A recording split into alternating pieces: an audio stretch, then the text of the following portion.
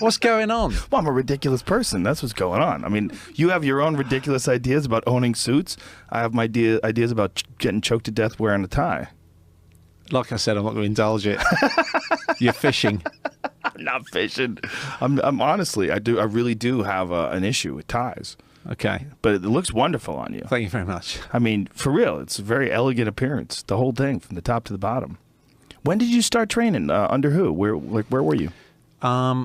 First of all, I did karate for 15 years. I did Shotokan karate, which I was obsessed with. Got a second dan in that. And then ACL went twice on the right leg. And I watched Choke. Can you remember Choke? Sure. And I watched Choke, and it was a revelation, because old man, what was his name? Elio. Old man Elio was on the mat at 84 in that video. And I thought, well, I'm not getting any younger.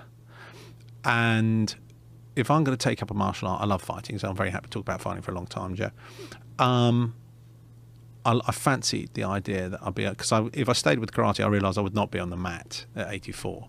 So, and back then there was no jiu-jitsu in London. There was judo, and they had what was called nawaza, which is the ground game.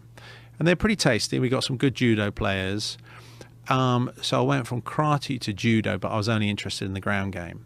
And then Roger Gracie came to live in the UK about 20 years ago. And Roger Gracie went on to become the world champion 8 times. And I started taking lessons with him and his dad, Mauricio. Then I ended up in New York I lived in New York for a while with my ex-wife.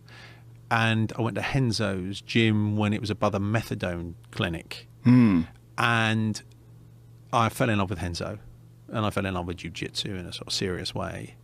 And I became obsessed with it for a number of years. Henzo gave me all my belts. I mean, I should have got black belt 10. Well, I should have got a black belt. I became lazy to a degree. So I got a black belt when I should have got a black belt. And as you and I know, there's some tasty blue belts out there can have a lot of fun with me. But I sort of drifted a bit. I came in and out, sustained a few injuries. But if I was training hard, I think you train hard, you get black belt in 5 years, can't you? You got to